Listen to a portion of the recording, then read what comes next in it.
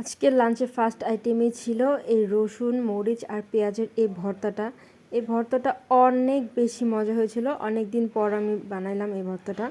আর লেবু চিপে নিয়েছিলাম। ইদানিং আমি লেবু ছাড়া একদমই খেতে পারি না, অনেক বেশি টক করে তারপরে ভাতটা খাই। আর লেবুটা নেওয়ার পর ভর্তার টেস্টটা আরও বেশি বেড়ে গিয়েছিল।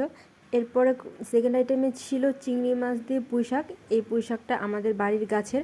আর পুঁই শাকটাও কী বলবো, অসম্ভব মজা ছিল। অনেক দিন পর এত মজার মজার খাবার আজকে খেলাম। এরপরে ছিল কালাভুনা, এটা আমিই করেছিলাম। আর কালাভুনাটাও অনেক বেশি মজা হয়েছিল, অনেক স্পাইসি হয়েছিল।